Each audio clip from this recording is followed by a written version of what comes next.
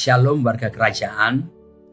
Dalam Mazmur 23 dikatakan, Tuhan adalah gembalaku, takkan kekurangan aku. Lalu ayat 4 mengatakan, sekalipun aku berjalan dalam lembah kekelaman, aku tidak takut bahaya. Sebab engkau beserta dengan aku. Dan seterusnya. Ayat Mazmur 23 kami berdua selalu ucapkan ketika kami bangun mesbah sejak menikah 27 tahun lebih yang lalu sampai hari-hari ini.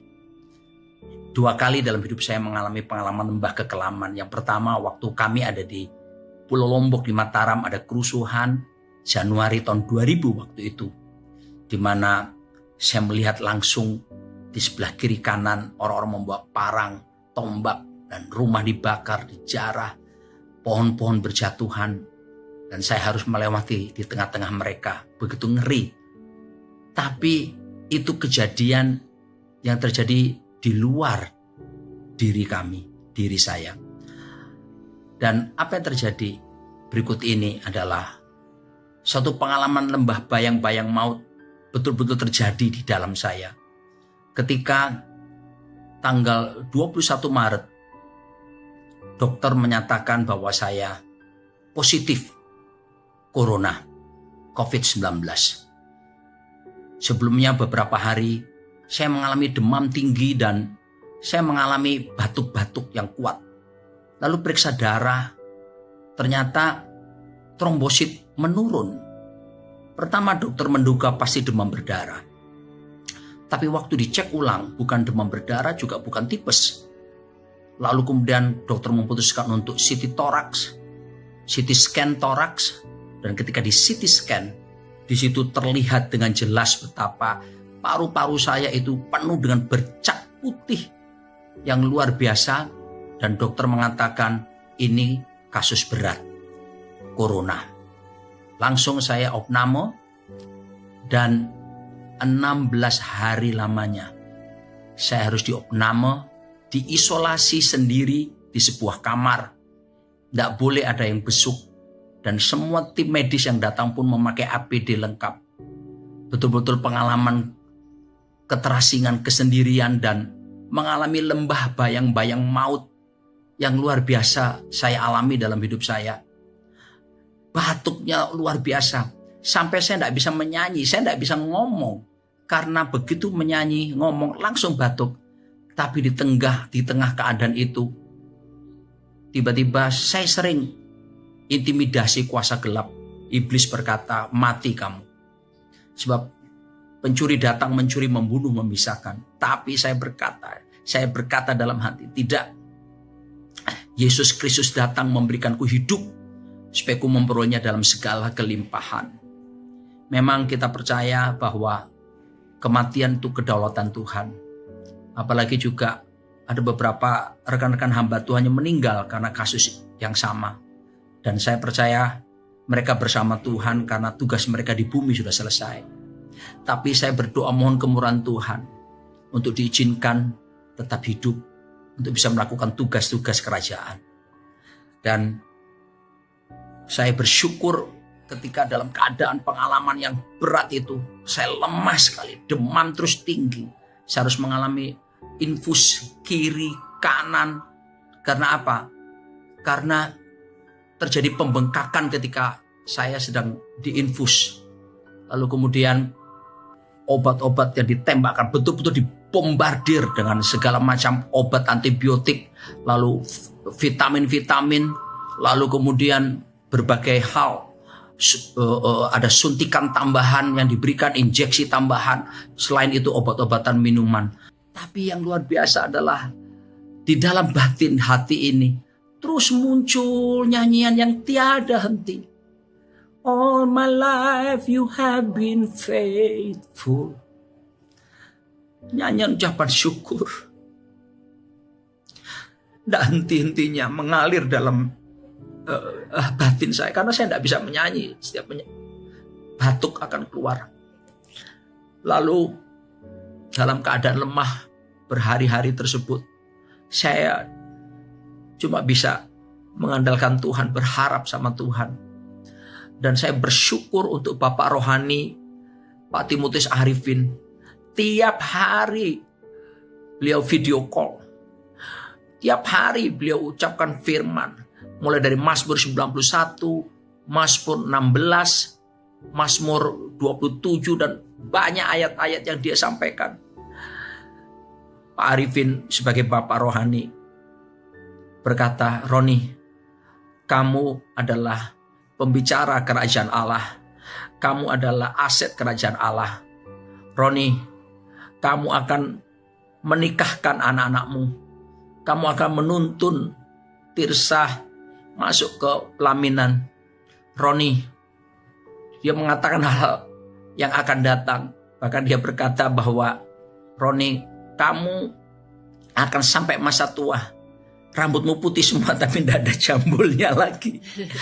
Dan betul-betul saya dikuatkan. Terima kasih Pak Arifin. Betapa pentingnya father and son relationship itu. Bukan sekedar jadi pemimpin, tapi jadi bapak. Dan saya percaya ini yang dibutuhkan oleh generasi saat ini. Karena generasi saat ini adalah fatherlessness generation.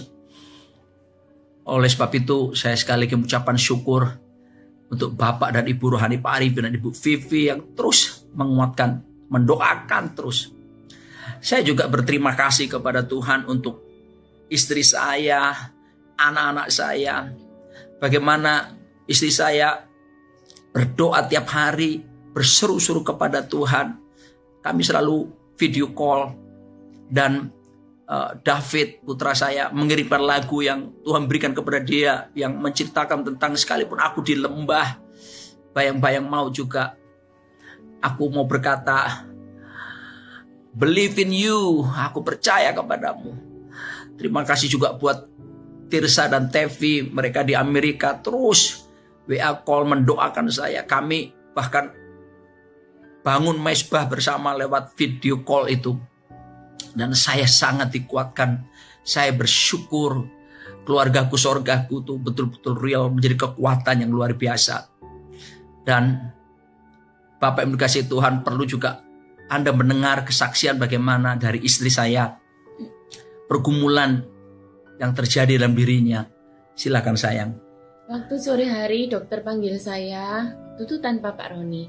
Dokter bilang kepada saya bahwa Pak Roni ini sudah pasti positif karena saya ditunjukkan begitu banyak bercak-bercak putih dan termasuk kasus yang berat, Bapak Ibu. Pada waktu saya mendengar seperti itu, jujur kata saya gemeter luar biasa. Kemudian saya pulang, saya langsung merenungkan, saya berpikir seperti ini. Ya Tuhan, nyawa itu sangat berharga buat Tuhan. Ya. Kita seringkali tanpa sadar, Bapak Ibu, kita menjalani hari-hari seperti biasa, kita meremehkan waktu demi waktu, jam demi jam, hari demi hari, kita meremehkan itu berlalu seperti biasa. Tapi ketika saya tahu kondisi suami saya, paru-paru dengan bercak yang banyak putihnya, dan kondisi yang berat, kata Pak Dokter, jadi saya mulai hari itu kita berdoa. Bapak Ibu, saya benar-benar akhirnya menyadari, kita harus menghargai waktu-waktu hidup kita. Amin. Bapak Ibu. Kita nggak bisa lagi menyia-nyiakan lagi. Kalau kita sadar Bapak Ibu, ketika saya mendengar berita itu, detik demi detik, jam demi jam, hari demi hari itu sangat berarti. Karena setiap jam itu ada obat yang dimasukkan, ada antibiotik berat yang dimasukkan, itu melihat progres ke depan. Setiap hari kami telepon, kami memantau, kami melihat perkembangan suami saya. Karena hari demi hari itu sangat berarti buat kami, jam demi jam sangat berarti. Dari situ kami sadar Bapak Ibu, betapa waktu itu luar biasa, betapa nyawa itu luar biasa. Pak Arifin sama Bu Vivi sebagai Bapak Ibu rohani kami juga memberikan di dalam Mazmur 27. Saya juga baca, saya perkatakan, Tuhan, kami akan menikmati kebaikan-Mu di negeri orang hidup.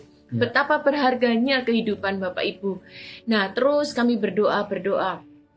Akhirnya kami berjanji, setelah ini, ketika kita mengalami kehidupan di negeri orang-orang yang hidup, berjalan, dikasih kesempatan di negeri orang hidup, dikasih kebaikan Tuhan di negeri orang hidup. Mari sayang, saya berkata, kita sama-sama maksimal hidup kita tidak lagi meringankan waktu-waktu kita.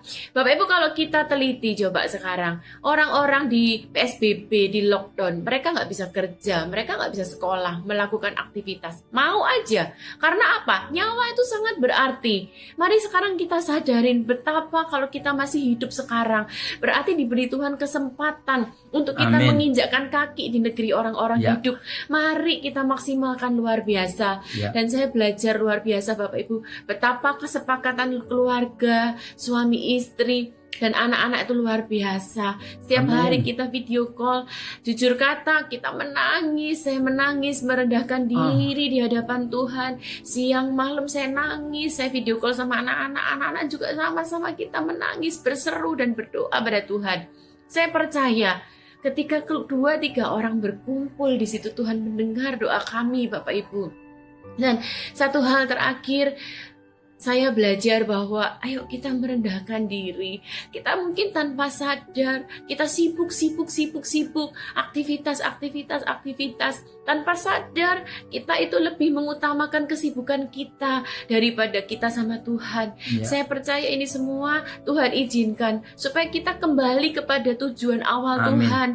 Supaya kita ada di muka bumi ini. Yaitu apa sih? Kita menyembah Tuhan. Kita intim sama Tuhan. Itu hasrat Tuhan. Saya bilang sama suami saya, kalau ini diizinkan Tuhan, Tuhan tarik kita masing-masing. Suami saya ditarik Tuhan, dia sendiri intim sama Tuhan, saya kembali ditarik Tuhan, dan kita sama-sama intim sama Tuhan. Saya merendahkan diri, Tuhan kalau mungkin ada kedapatan kesalahan yang sengaja atau nggak disengaja, mohon ampun Tuhan.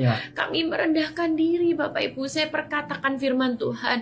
Saya perkatakan seperti seorang wanita yang 12 tahun perdarahan, dia menjamah jubah Yesus. Saya perkataan, Yesus aku jamah Engkau Tuhan. Seperti Bartimius yang berteriak, Daud, Yesus anak Daud, kasihanilah aku. Kami juga berdoa seperti itu, merendahkan diri. Terus kemudian saya perkatakan, jika Engkau mau Tuhan. Jadi yang saya dapatkan gini Bapak Ibu, ayo kita menghargai kalau kita masih ada kesempatan hidup. Mari kita hidup menikmati kemurahan Tuhan di tanah orang hidup sambil kita maksimalkan hidup kita. Dan mari kita terus maksimalkan keluarga kita, karena kesatuan keluarga, suami, istri, anak-anak itu luar biasa. Dan yang terakhir adalah mari kita sama-sama belajar terus semakin intim, semakin melekat sama Tuhan. Karena tujuan utama kita ada justru kita lekat dan intim sama Tuhan.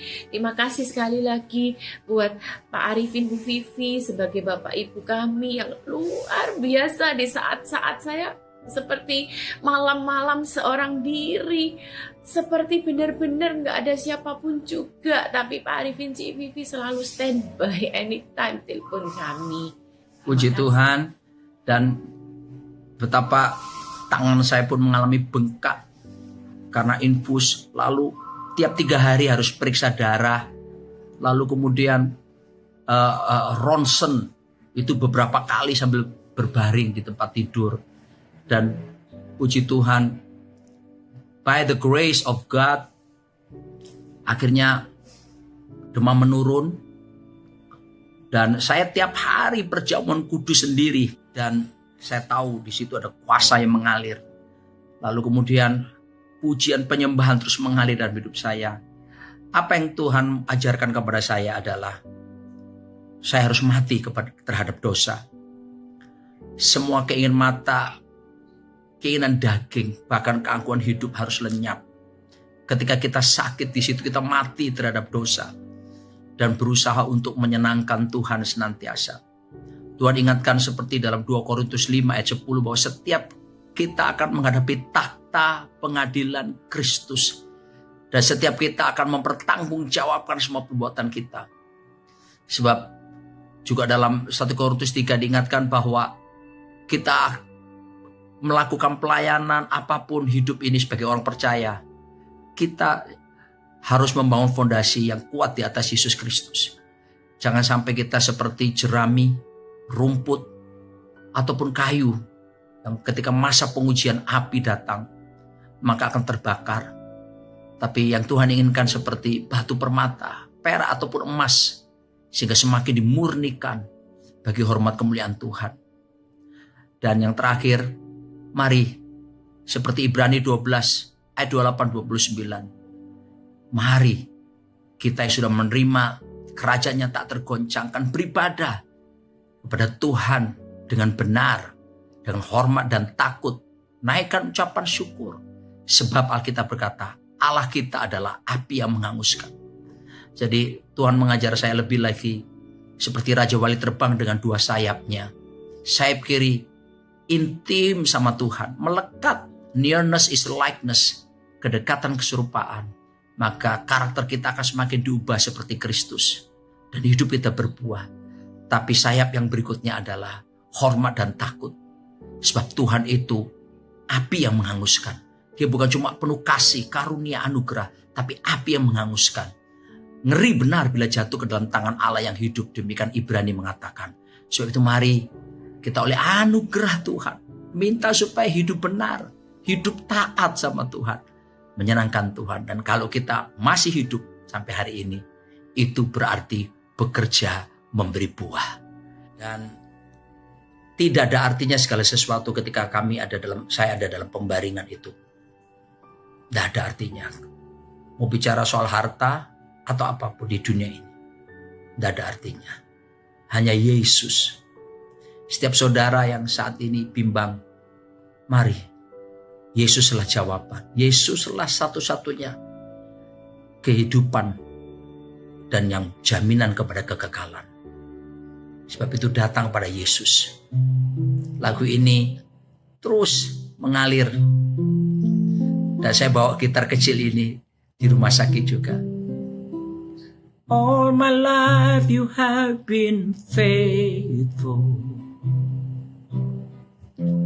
All my life you have been so good.